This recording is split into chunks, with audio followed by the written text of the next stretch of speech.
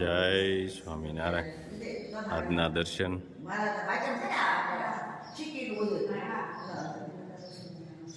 જય ગણપતિ દાદા. જય કષ્ટભંજન દેવ. Good morning Gulabbhai. જય સ્વામિનારાયણ. Good morning. જય સ્વામિનારાયણ. જય શ્રી રામ. જય શ્રી કૃષ્ણ. જય માતાજી. નમઃ પાર્વતી પતે. હર હર મહાદેવ. હર સિદ્ધેશ્વર મહાદેવ જય. આજે અમે બાદા બાપાની વાડીએ જવાનું છે. ત્યાં કે ઓર્ગેનિક ખેતી કે ગાય આધારિત ખેતી કઈ રીતે થાય એ વિશે બતાવશું. અને એ અમારે રિલેટિવ છે બાદા બાપા ગોપાલગ્રામ. એ પહેલેથી જ કે ઘણો ટાઈમથી કે દવા વિનાની પેસ્ટિસાઇડ વિનાની ખેતી કરે છે. ગાય આધારિત ખેતી કહેવાય. અને એને ઘણો ટાઈમ સુધી ઉત્પાદનમાં તકલીફ થઈ હતી, પણ હવે એને 2-4-5 વર્ષ જેવું વહી ગયા પછીનું ઉત્પાદન કે બહુ સારું આવે છે અને દાડે દિવસે ઉત્પાદન વધતું જાય છે. એટલે કઈ રીતે થાય અને ગાય આધારિત ખેતીનો કે જે કોઈ પણ છોડવું હોય એ કેવો આમ પટે છે, વિકસે છે, એ આપણે બતાવશું. અને ગાય આધારિત ખેતી એટલે કોઈ પણ જાતની પેસ્ટિસાઇડ એમાં ન હોય. ગાય આધારિત ખેતી એટલે ગાયના ગૌમૂત્ર, ગાયનું ચાણ, એની જ આખી પ્રોસેસ કરે છે એ લોકો, અને એ આધારે એ ખેતી કરે છે. પણ અમે ઘણો ટાઈમ પહેલા ગયા હતા, પાછા આજે જવાના છે. તો એ છોડવો કઈ રીતનો થાય છે, એનું ઉત્પાદન કઈ રીતે આવે છે અને કેટલું ઉત્પાદન આવે છે એ આજ અમે બતાવશું. ત્યાં તુવેર પણ છે, ઘણી વસ્તુ એવી વાવી છે. અને એ શાકભાજી વાવે છે. એ શાકભાજી ગાય આધારિત ખેતીથી વાવે છે. એટલે હજી સુધી કે બાદા બાપાની ઉંમર ઘણી છે, હજી સુધી એને એક ટીકડી લીધી નથી. કે મારા હાથમાં જ્યારથી ખેતી આવી અને મેં ગાય આધારિત ખેતી ચાલુ કરી છે અને બધું એ વસ્તુ ખાવાનું ચાલુ કર્યું છે, ત્યાર પછી અમારા ઘરમાંથી કે દવાખાના નામે નાબૂદ. એટલે ગાય આધારિત ખેતી છે, એમાં પકવેલી વસ્તુ જે છે એ વસ્તુ ખાય તો તમારું શરીર કે અંદર અને બહાર બેથી સારું રહે છે. અને પ્લસ પોઈન્ટ એ છે કે વિચારો આખા ફરી જાય છે, કે ભક્તિમય વિચારો થઈ જાય. એની વાડીમાં જાઓ તો તમને આમ શાંતિ મળે, એકદમ શાંતિ. કે નહીં અહીંયા આપણે કદાચ 2 કલાકનો સમય હોય ને તોય ઓછો પડે એવી શાંતિ મળે. તો આજે અમે જઈએ છીએ અને આજે તમને બતાવશું ગાય આધારિત ખેતી કઈ રીતે થાય છે અને એનું જે વાવેલા ઉત્પાદન એ કઈ રીતે થાય છે. જય સ્વામિનારાયણ.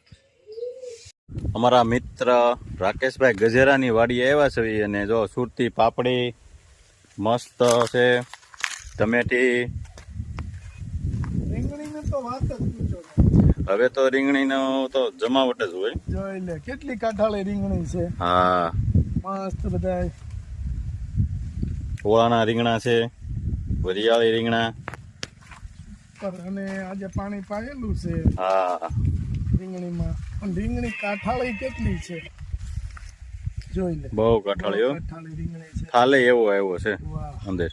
મરચી છે, સુરતી મરચી હો. જમાવટ છે.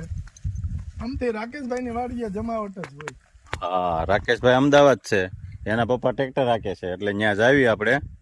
અને આ વાડીની અંદર તો આપણે બહુ પ્રોગ્રામ કર્યા. પ્રોગ્રામ બહુ કર્યા, કારણ કે બધી વસ્તુ હોય આની વાડીએ. હા, કારણ કે શોક જ બાદા બાપાને અને રાકેશને બેયને શોક જ એવો છે કે બધું બકાલું ઘર પૂરતું દવા વગરનું કે પેસ્ટિસાઇડ બકાલું ઈ વાવે છે. જો અહીંયા પાલક છે, એકદમ મસ્ત. વાહ, સરસ પાલક.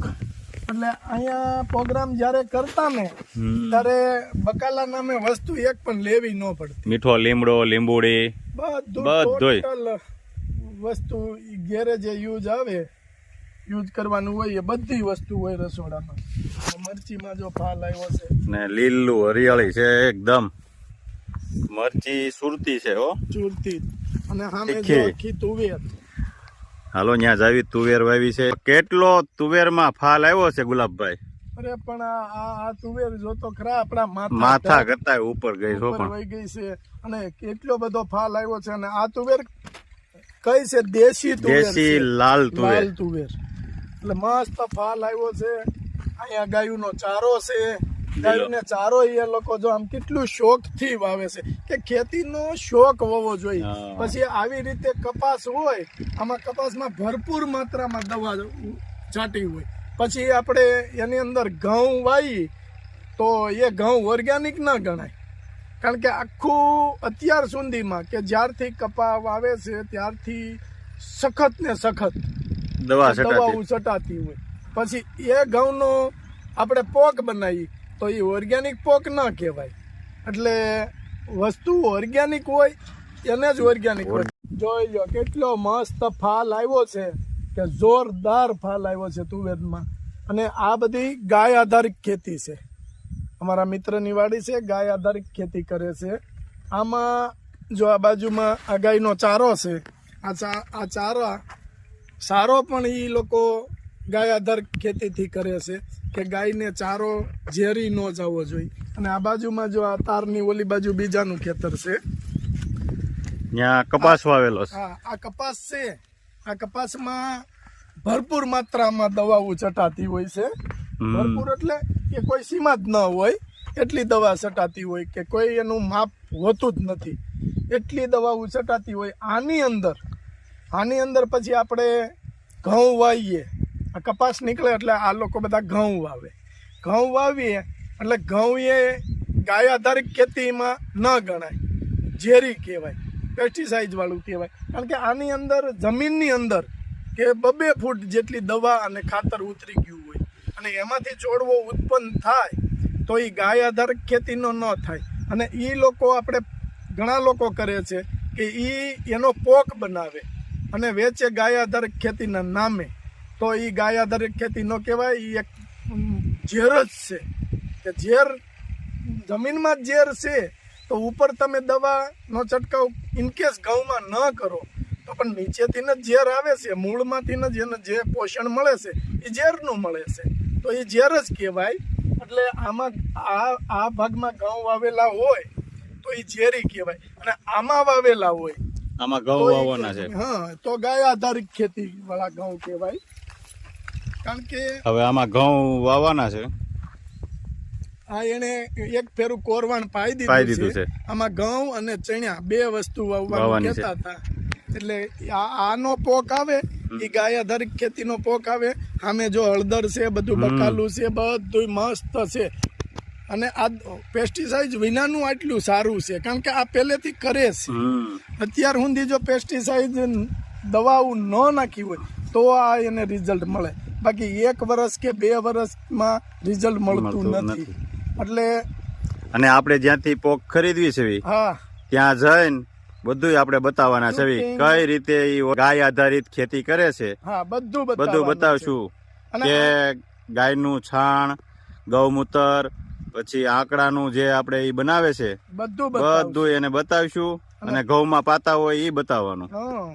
અને આમાંથી ઇનકેસ કે ગાય આધારિત ખેતી છે તો ગાય આધારિત ખેતીમાં આપણે જરૂર આમાંથી નહીં પડશે પોકની, કારણ કે પોક આપણે બહુ ઝાઝો ગયો તો એટલે પોકની જરૂર આમાંય પડશે. પણ આ એ ગાય આધારિત જ છે. બાકી પેસ્ટિસાઇડમાં જોવો આ બાજુ છે, ઓલી બાજુ છે, એ બધું પેસ્ટિસાઇડ વાળું છે. એટલે આ લોકોએ અહીંયા ચારો એ રીતે વાવ્યો છે કે કોઈ પણ થોડા જાજી કે પેસ્ટિસાઇડની જણ આવતી હોય તો એ બાજુ જ રહી, આ બાજુ ન આવી શકે, આડેહો થઈ જાય. જો દાદા કહે છે આડેહો થઈ જાય ને દાદા, શું થાય દાદા આડેહો કરવા માટે? હા મકાઈ છે. હા એ રાખવી પડે ને. હા એટલે આ સાઈડ નો દવા આવે. હા ઈ બરાબર.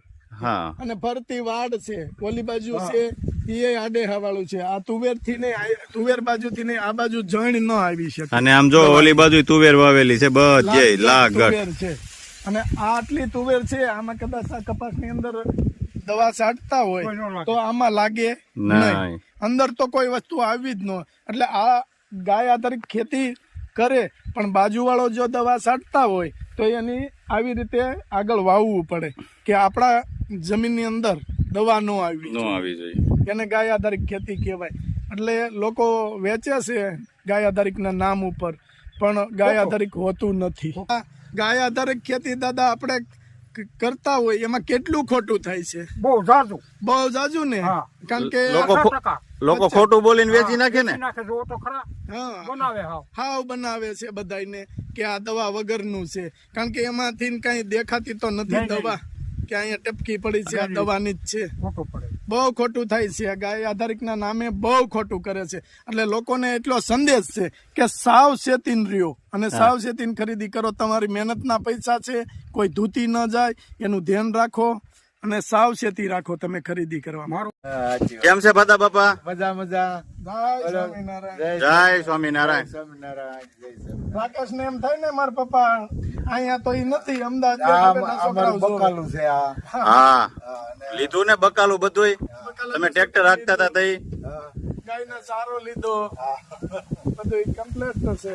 તમે ગાય રાખો છો ને ગાય આધારિત કરો એટલે સારું પડે બધાને. અને છોકરીઓને એમ થાય કે દાદા આવ્યો. દાદાને લીધા. અને હજી તો જો ઓર્ગે આપણે ગાય આધારિત ની દૂધી આવે છે. હા એ ખાતરમાં જ ઉગી છે જો. હા દેશી ખાતરમાં. દેશી ખાતરમાં, ગાયના ખાતરમાં. નહીં કઈ ઓલું વિલાયતી ખાતર, નહીં દવા, કાંઈ નહીં. જો સીધા એમ જ. કેટલી મસ્ત અરે પણ એની વાત નહીં. આ લઈને આવે છે બે દૂધી. વિલાયતી ખાતર વગરની દેશી ખાતર. દેશી ખાતરમાં જ ના તમે શાકભાજી બધું. હા બધું દેશી ખાતરમાં. અને શોખ જ એટલો છે ને કે બધા ઘેરે અમે આમ જો ઓલે રીંગણી છે ને એને ગૌમૂત્ર ને ઈ નાખી સાણ. કેટલી રીંગણા થાય આવડા ને હા ઈ બતાવ્યા ને. આ રીંગણા તને બતાવ્યા આગળ અમે. આમ જો દૂધી જો. હા એકદમ મસ્ત કુણી. હા એનો સ્વાદ જ અલગ હોય. કા બધા બાપા? વાત જ ઝેર પેટમાં નાખવું જ નથી, પછી ક્યાં વાત જ રહે. ઘરે ખાવું છે, ઘરે ખાવું છે. અને બહુ પ્રોગ્રામ કર્યા. કા બધા બાપા? આવતા નથી. રાકેશ હતા તો કેટલા પ્રોગ્રામ થતા. અહીંયા જો અહીંયા આ ઢાળ છે ને ન્યાથી ઓગો આવ્યો બટેકા. બટેકા અને બધું લઈને જો અહીંયા પછી બટેટા પછી વીણીને પાછા ધોયા. ભેળનો પ્રોગ્રામ હતો તઈ. એ તો લપસ્યો ને પડ્યો છે કાંઈ, પણ ઓલાની જેવું છે બધા બાપા. રાકેશ હોય ને તો જમાવટ હોય. એક દી આવી તમ તાર અમે એક દી ગોઠવીએ આપણે પ્રોગ્રામ. સાંજે મહેમાન આવવાના છે ને હા તઈ ત્યારે લઈને આવી. તેથી આવો તમ તારા લાઈટ બાઈટ બધું એવા છે આપણે. ના ના પાક્કું. હાલો બધા બાપા જય સ્વામિનારાયણ. આવો ચલાળા. આવજો આવજો. પાપડ લેવા નહીં આવો? પાપડ લેવા હા તૈયાર. ફોન કરે એટલે આવશે. સારું સારું તરત આવીશું. હા હા. હાલો બધા. જય સ્વામિનારાયણ. જય સ્વામિનારાયણ. તો આ દેશી ખાતર છે અને એમાં જ આ દૂધીના વેલા થયા છે મસ્ત. અને જો આ કુણી કુણી બધી દૂધી, આ દૂધીના વેલા છે અને વાડે ચડાવ્યા છે અને દૂધી ઉતરે જોરદાર. તો મસ્ત દૂધિયા થયા છે અને આ ખાતરમાં જ ઉગ્યા છે બધા. ગાયના છાણનું ખાતર.